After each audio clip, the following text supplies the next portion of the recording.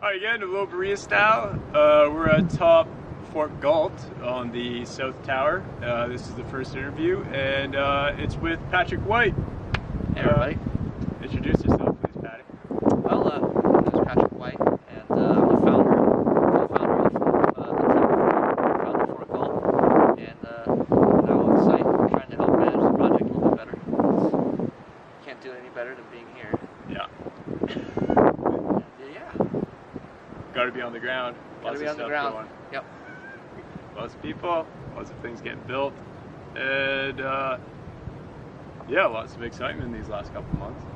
Yeah, it's been a busy couple months. Yeah. So you just so originally you just came back from Yuma. Yeah. I was in Arizona for a year. Yeah, and you're living on the ground now. But originally, how did Fort Galt come into existence? Oof, it's a long story. Yeah. So you're in Yuma. Yeah. So I'm in Arizona and working in a movie theater. Yeah. And I've been looking at Chile for a couple of years. You know, the economy was starting to boom, and the slowdown was happening in the States, especially in my hometown, a higher unemployment rate of like 20+%. Ooh, Jesus. Yeah. So, kind of looking at these things, and I'd lived overseas before living in the States for 20 years. So I kind of lived in Europe and so on. Yeah. Leaving the country was not a problem for me. You're originally from Germany. Yeah, originally from Germany. And speak fluent German. Speak fluent German, yeah, and then lived in the States for almost 20 years. Yeah. And I just kind of decided, well, maybe, Obamacare specifically, when Obamacare they were debating the bill, I was one of the few people looking into it, going, hey, this is crazy. They're going to make you pay extra taxes for not having health care, even though they're promising to give you free health care. And anyone who wanted to start a business was like, this is going to be really bad. So small business. Yeah, and I said, okay, well, I had some money I'd saved up, and a little bit of inheritance money too, and I said, I'm going to go buy some farmland, maybe, go down to Chile and go check it out. Yeah. So that was the plan. So I got on a plane, and I'd met some people through a Facebook group that was all about kind of getting out of the country and checking out other opportunities. And I met some people through that who said, hey, when you come down to Chile, I can show you around. And one of them was Luke Crowley, our founding partner. Yeah.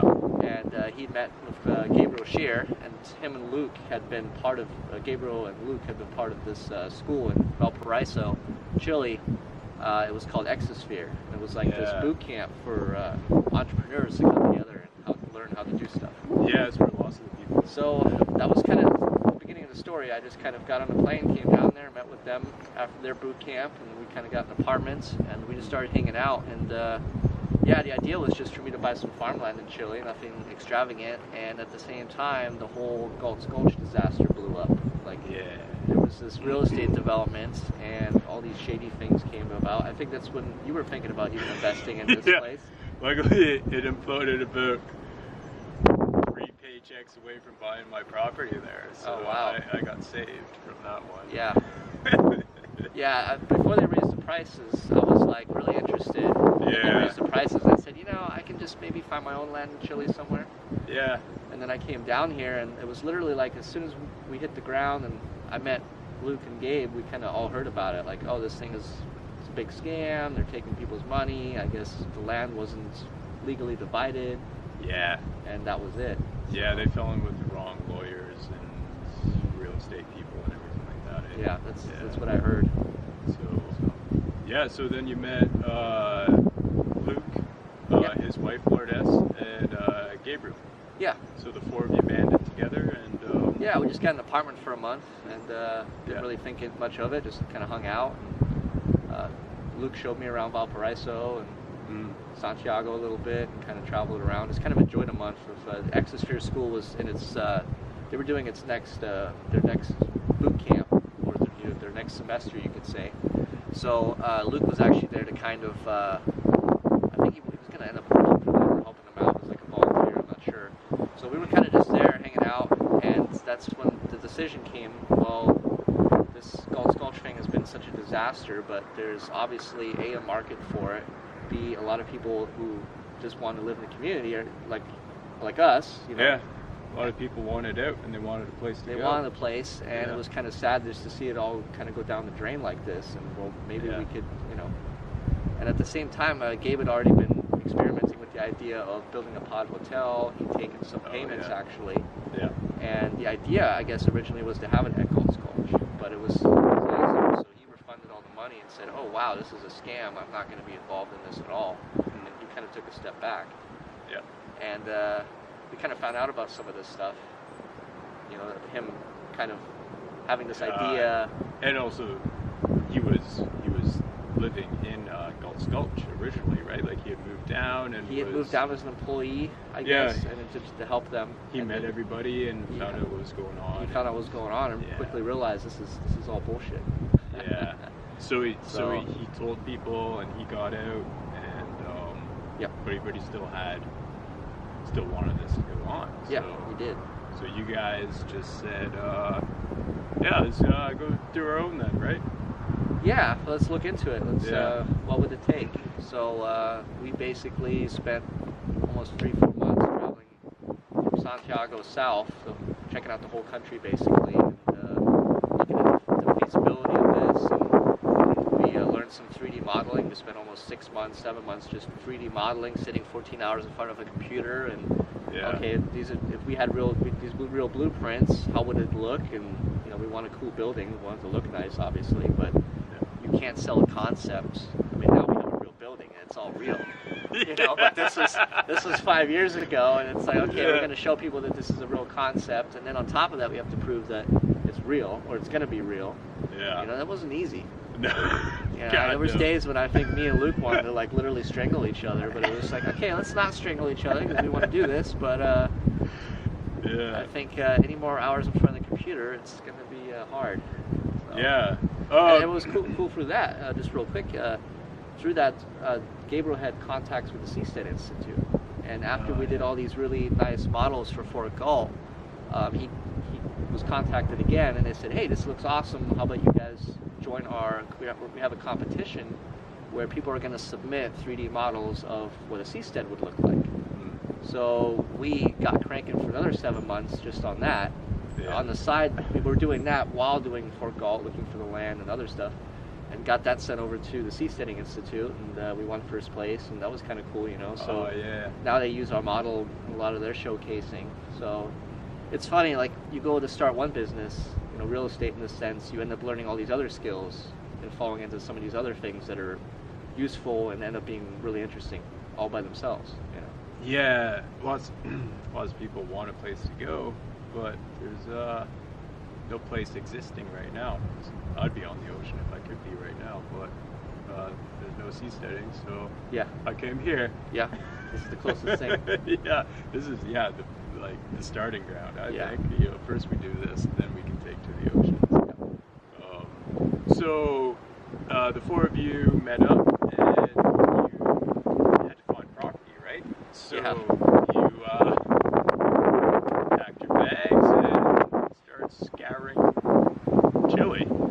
Yeah, well, we went east first, so right outside of Santiago, we found this really nice area. It's a small town. I forgot the name right now, but we were over there, and imagine like these really nice plains, you know, that you can buy, like really beautiful farmland, all for sale, all very cheap. And you're wondering, wow, why is there for sale signs everywhere? Okay, it's so cheap, paradise. Yeah, it's paradise. Well, that's what we thought. So we drove around. We took probably a couple hundred pictures of just all different for sale signs, going, oh, we'll call this property, this property back tomorrow, and call these people back tomorrow, and see how much it's going to be. Then maybe do our project here. So we go back to town, and we drop off the car, and the rental guy at the car place at Enterprise, he basically said, or it was Eurocar, I think. He said, well, you know, how was your trip? And we said, oh, it's great. You know, we found this land. It's for sale. It's fantastic. It's right over here. And he said, oh yeah, that whole area has been polluted by the copper mines and some of the other industry there. So they're like testing the water, and there's something in the water now. So everybody's selling. It's like, okay, well maybe we should do a little bit more research and talk to the locals, and let's go down south and look at some other property, because this is going to be a mission. I guess. Yeah, so you got away. Northern Chile is industry. It's like mining, A lot of mining, thing like that. Yeah. So you guys decided south of Santiago would be better. Central or so. So we thought, so we basically knew that going south of central Chile would be better, because in the central Chile is where you have all these industries and so on. Yeah. When you go further north, there's not a lot of water, so now you have to buy your lands, then you have to buy your water rights, and then you add all that in, and your costs are starting to really add up. Yeah. So if you come down here, you buy your land, you get your water rights with it, and you don't have to deal with any of that. So. Yeah, so we got all the water we could ever want. Yeah, down fantastic. Here. Yeah. We have, what, 1, 2, 3, 4 creeks running through the property. Yeah, 4 creeks, and it's an 8-hole well. Yeah, so we're going to use the water. So if we added another pump, 300 people can basically live here self-sufficiently with the water supply. So Yeah. yeah. And also, too, coming a bit farther south, you have a bit more, like, nature environment. You got the ski hills, mountain biking, climbing. You got Patagonia, just down the ways. About an hour. Yeah, we're oceanside, so yeah, it's down south was a good call, I think. Yeah, I think so too. So how long did it take you to find this property right here? Oh, probably 8 months at least, I think. 6 to 8 months. Yeah, 4 of you traveling around Chile. Luke and Lourdes had gone back because at that point they had to go back to work, and we were kind of taking shifts at this point, like running the company. Yeah. Because everybody had different obligations. That's why I went back recently to, I have rental property back in Arizona. I have to maintain one. That's kind of my first business. Yeah. Essentially. Yeah. But it was basically left up to me and Gabriel and Victor. Victor, our legal representative here in Chile, and I think he wanted to murder us because we were bothering him every day. Like, you need to find us some land. We finally have investors. We need to have a nice place to do this project. Yeah. And it was almost 8 months of just nonstop going to farms, running through the rain in the winter, cold, miserable, and the properties. I'm sure the people living there thought they were fantastic, but I'm sorry to say that when we showed up, it was anything but. Huge power lines running through the property. I mean, just these kind of things that was almost obvious that why did you even bring us here? Yeah. To no fault of their own. And we just dumb luck. We decided, okay, we got desperate. Basically, went out and started looking at local real estate companies. Yeah. One of them put us in touch with this property, and none of the lots had sold since 2008, since the financial crisis.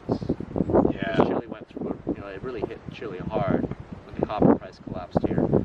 And so we kind of stepped in and said, hey, we want to just buy a lot from you, and we want to build this development in Fort Galt.